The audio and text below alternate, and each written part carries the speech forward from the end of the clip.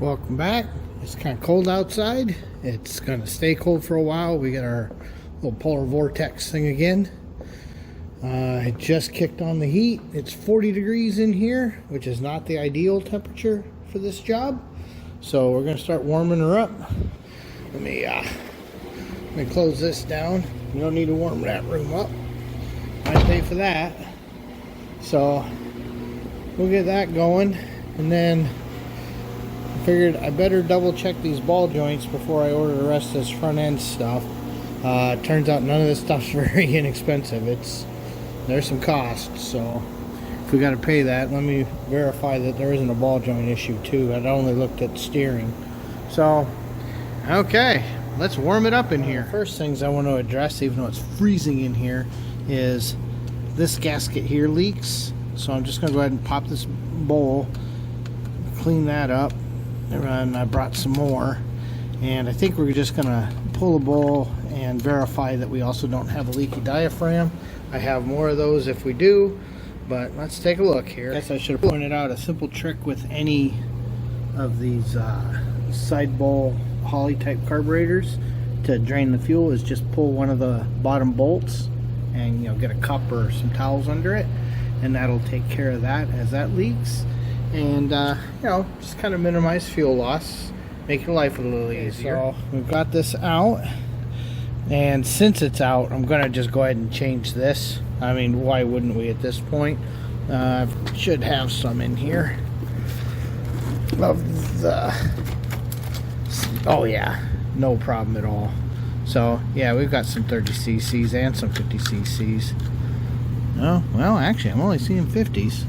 Let me look around. Oddly enough, I didn't bring any 30 cc's with me, only 50s. But honestly, when we pulled that apart, I couldn't find any rips or cracks in it, so we're putting it back in. I did change to the little rubber O-ring style gaskets, and I'm getting ready to snug those down, and I think we'll prime her up and see if she leaks. Upside to having the fuel injection is you don't even have to run the truck to fill the bowl back up.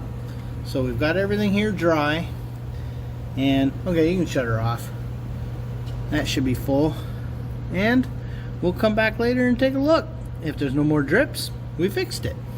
If there's a drip, well, next time I come over, I'll bring the right squirter or accelerator pump diaphragm. Well, while we're waiting on that, I'm giving it some time and letting it warm up in here in the hopes that it gets warm enough to do the wood. It may not. It's cold out. We're gonna come in here and putz around on the 55. So let's see. I think we gotta get this out and get the actual pulley on, get the idler on, get the fans swapped over. So yeah, there's a bit to do yet. Okay, we're now at our first hurdle. We've pulled the bolts out of this, but because we've got to pick it up so high to clear some bolts and to clear a window there, I think we're going to wind up pulling this grill. We think it's just going to give us that little bit of room. I'm just worried that we're going to start dealing with that and wind up catching on something. And if we don't on the way out, we definitely will when we go in and the fans are here. So it's going to probably have to be out anyway. That was a little spooky to get off because of the angles, but we did it. And I don't even think we pulled a bunch of paint. So now we're going to pull that out. Not a lot left holding these fenders up. Okay, wow. That's not fun to get out. That took both of us all of our effort. Part of it being, nothing's really secured yet. So we've got everything sitting on foamies against the frame horn, and yeah, that wasn't very fun. But it's really the only way for us to get in here and put the belts on and finish the pulleys and everything. Plus we got to go ahead and pull this fan shroud and mount the fans on the other side. So it is what it is. Well, it's as easy as it's going to be. He's got some of these guys chromed, so he's going to change those over, since we did have to buy 10 of them from the only machine shop that would even listen to us on that one. And then we will also get the power steering belt on. Okay, we just got the shiny ones in there. If you recall, we had made those studs, so we got those back in there and got those all Loctited in, and then drove a bolt in with a nut to create a little tool to give them a nice little snug. So the next thing I gotta do is put this bracket back on for the idler. So getting ready to tighten it down. You can see we got a little blue, and we'll just bring her down nice and slow, nice and easy. Don't want to strip anything. It is all aluminum. Over here whining about fingerprints. Oh no, monkeys and fingerprints. Monkeys and fingerprints. Come on, it's metal. It's meant to be dirty. Just so we can prove to ourselves it's the one we put in. It's the 50. So we're getting ready to pop her on there, and then we'll just tighten her down. So look at that. We're getting a little closer. Belt's on, but we got to finish tightening both of those as well, the alternator and the power steering. Going to be a lot easier to do it now. So we have our 7460 up here. We have our whatever it is, because it's on the bottom, so we can't read it for now. Right there, getting ready to put the Gilmer belt back on. And yeah, belts will be done. So those are going to fit real nice. Look how nice those are going to look. This is all coming together pretty good now, finally. We'd forgotten about this problem we had a couple years back. These brackets that Spall sells you, these 10s, they don't fit. Not only do they not really fit the tab, and I think we're going to break them if we try to knock them on there, they're not deep enough. They don't go down. And we thought we'd remembered it, so we dug out. Yeah, well, yeah, the new boxes don't have the chart anymore, but we finally found an old box, and look. See, this is what Summit recommended and what Spall recommended, this 10. But see, that's flat. This has a bit further gap, and that's the 17, and that makes it reach down. So we're still experimenting with that.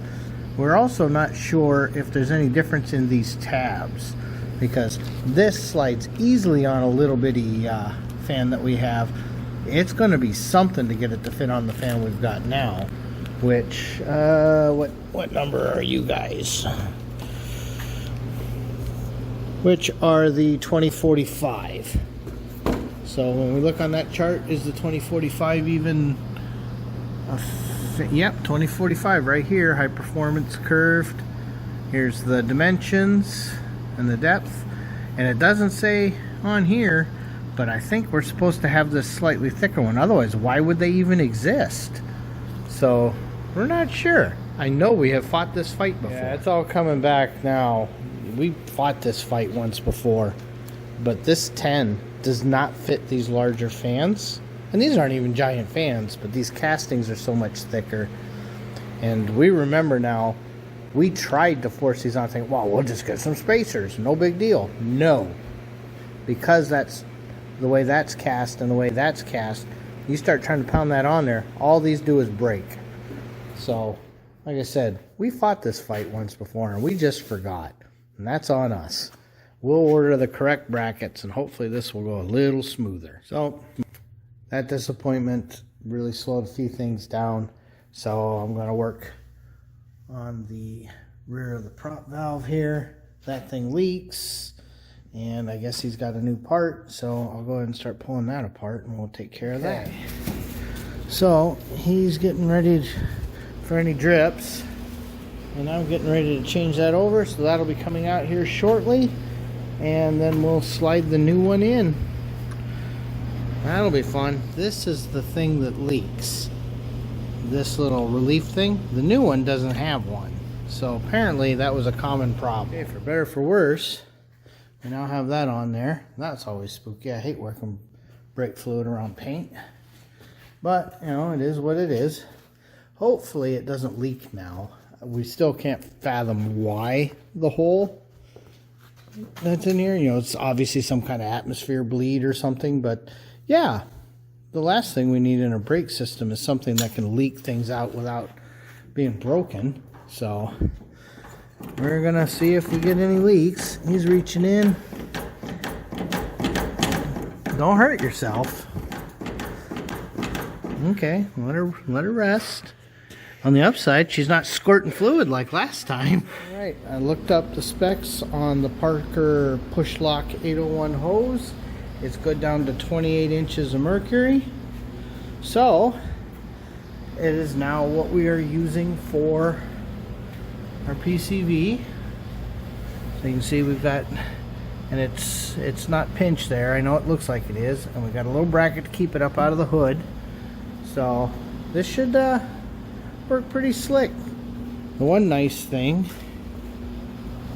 is, remembering we've got that valve down in the valley, so it's a nice gradual rise up, a nice rise up here.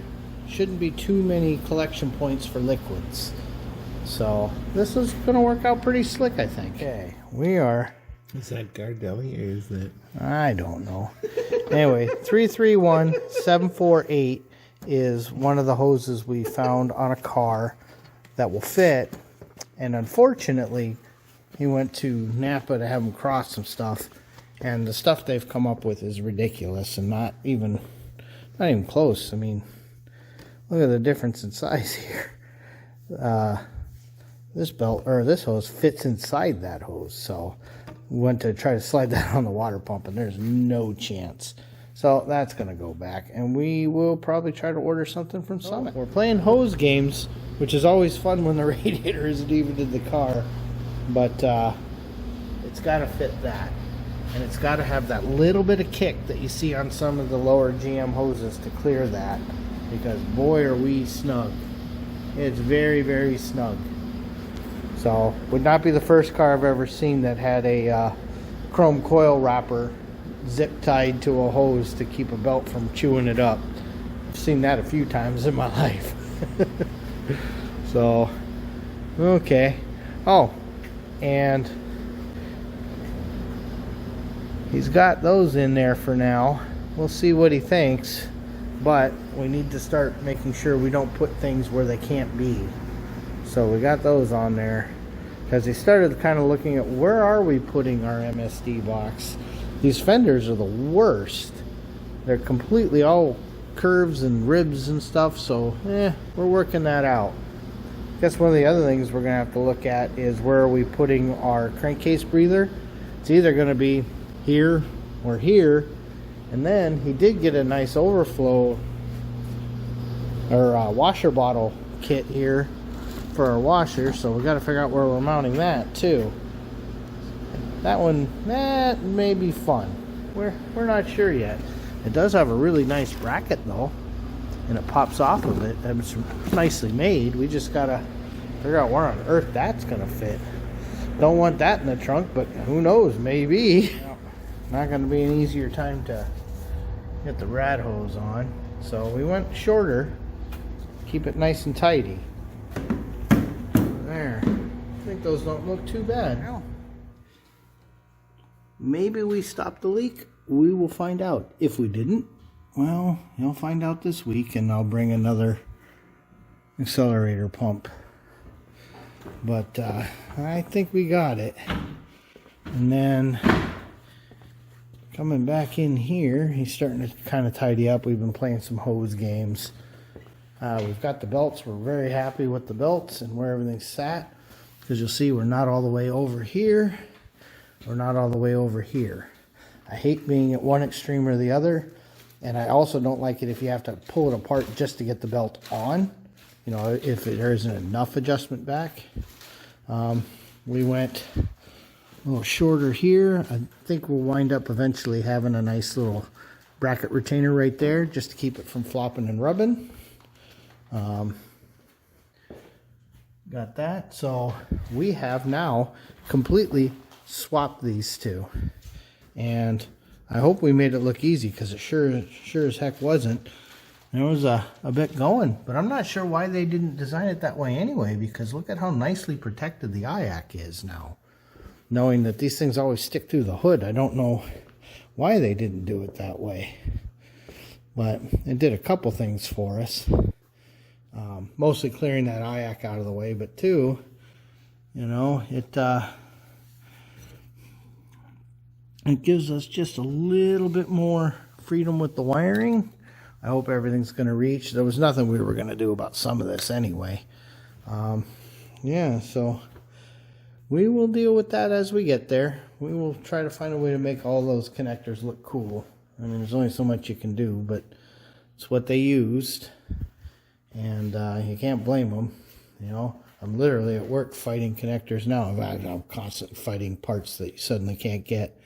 And suddenly the Hiroshi DF11 series connectors are absolutely impossible, which sucks because I use them on everything because I love them. They're so easy to use. So DF13 and DF11 connectors are impossible to get suddenly.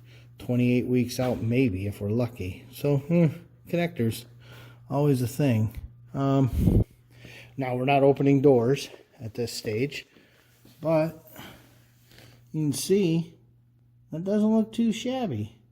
And then the only reason it's really up as high as it is not only is you got the nitrous spider there, so that's a 1/2 inch, but remember we added that big giant adapter there because he did want it to kind of stick up, because you know he really wants that to be more prominent, didn't want it kind of at the hood level.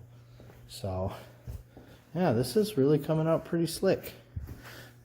Can't wait for it to be a driving car. I think at the rate things are going, that might happen next year.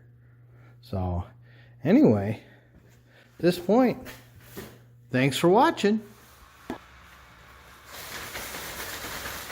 ShopRex has to remember, safety first.